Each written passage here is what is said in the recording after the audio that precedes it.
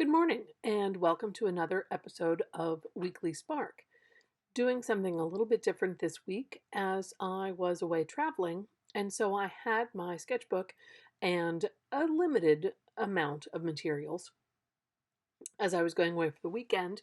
So you'll see some spreads done kind of on location for this week and next week. What I'm currently doing in this page is just doing some golden fluid acrylic in a nice grassy green, in a teal, and upcoming there will be like a dark burnt umber.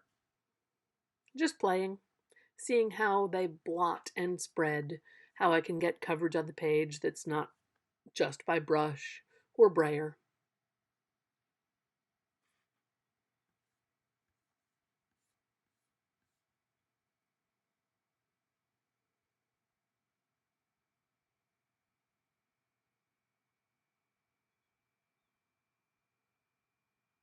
This paint splot technique does give quite a lot of symmetry, um, and that didn't bother me at the time. It doesn't bother me now. It seems more noticeable that I'm looking back on this page because when I was doing it, I was just working pretty intuitively and responding to the colors, responding to the brush marks, responding to the page.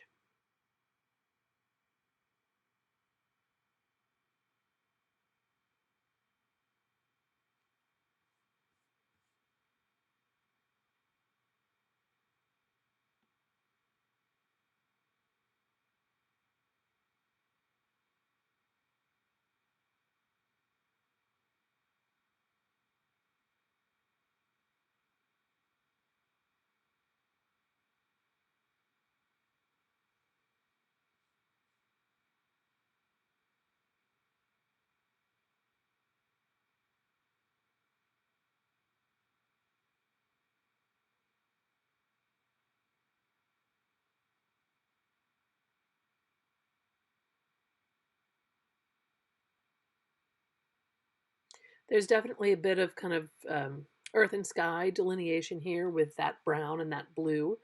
So that they're colors that I love, but that makes sense that earthy element resonates with me. I found the brown to be a little dark and heavy, and so I went back in with the handle of the paintbrush, as you can see here, just to make some marks and also to kind of add some texture and break up that flatness of the color that had been laid down.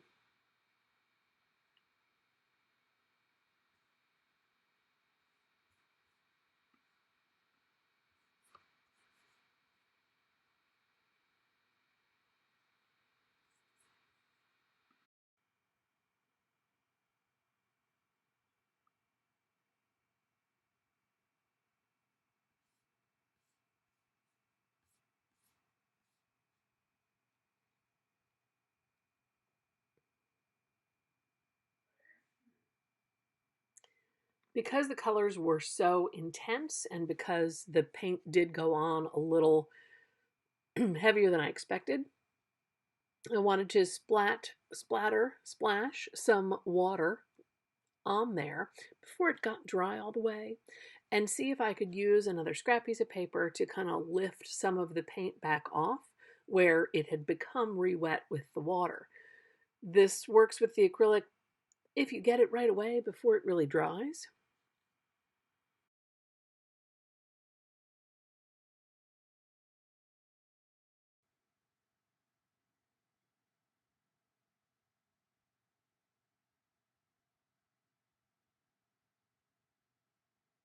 That was a really good example in that area of how that water splatter can help you lift some of the paint right off. So the thing I really wanted to try on this spread was working with these paper napkins. They were so dark and moody, and I loved that about them with the butterflies and the death's head moths. So I didn't really have a plan other than I wanted to collage some of them in and see if they were going to be transparent or how they were going to read with the other layers of this mixed media piece.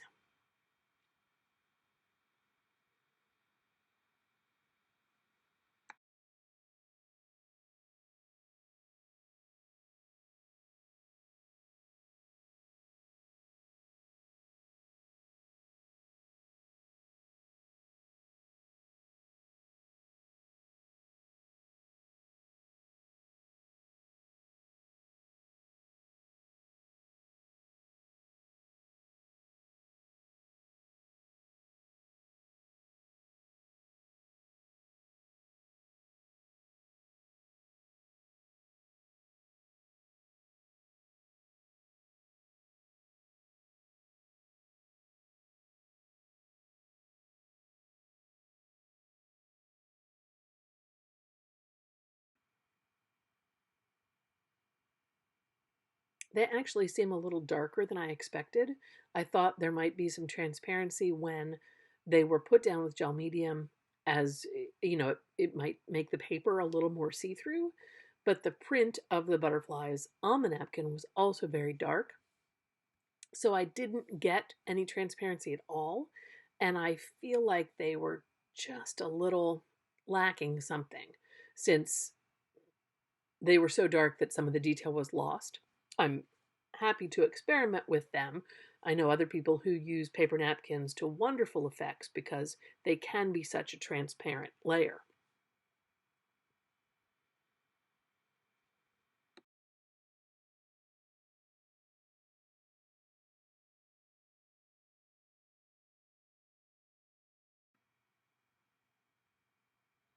Because they were so dark, I wanted to kind of problem solve some other things to add different points of interest to the page.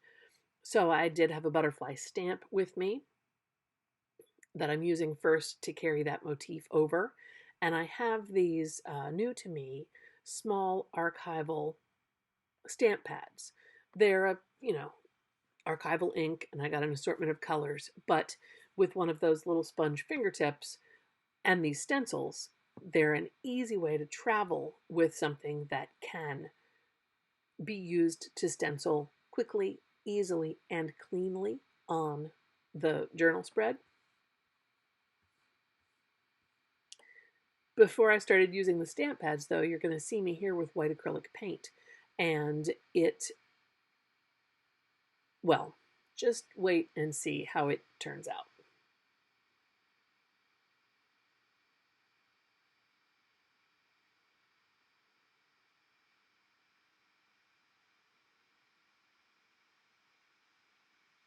Really blurry, really not satisfied with that.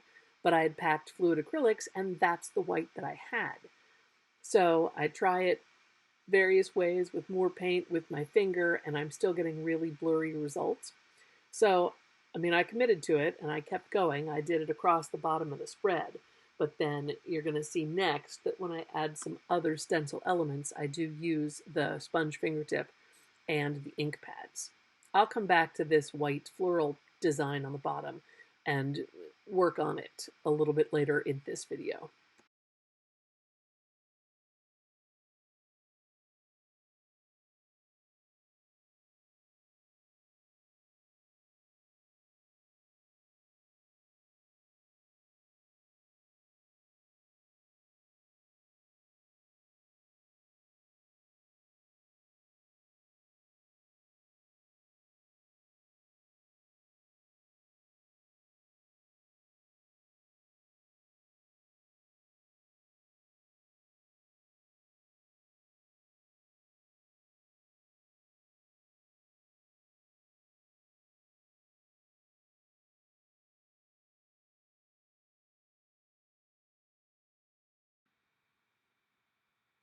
I also apologize for the shakiness of the video.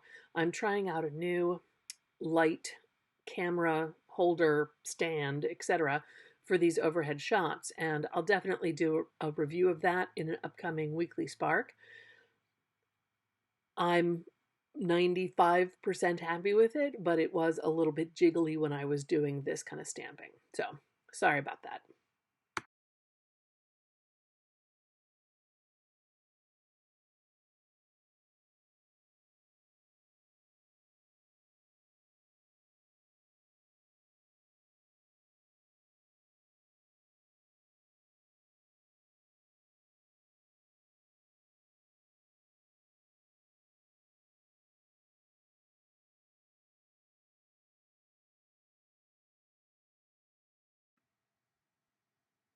So here I've pulled out the Jane Davenport brush pens.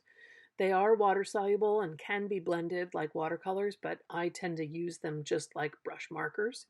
I wanted to kind of give some sharpness to the pattern that was supposed to be visible in this stencil, and then just use some of the colors that are on this page in this palette I'm working with to have things be more integrated.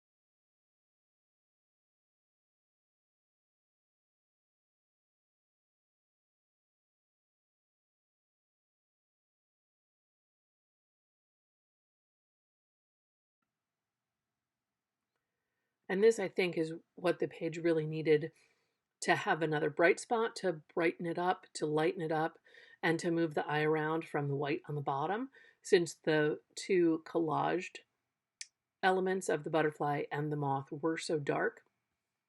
And so I wasn't really specific with my lines, just kind of sketchy with my white gel pen. And then you'll see I finished this off with some black Posca pen.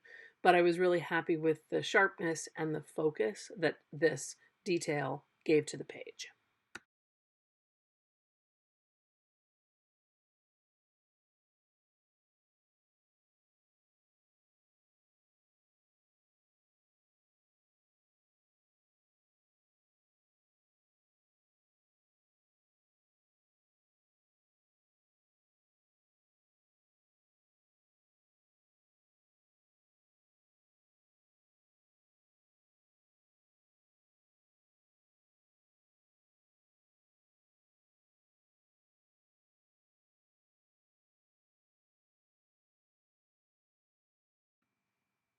So, as always, thanks for tuning in to this episode of Weekly Spark.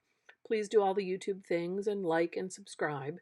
And I look forward to seeing you next week with another video shot while I was away, kind of on location.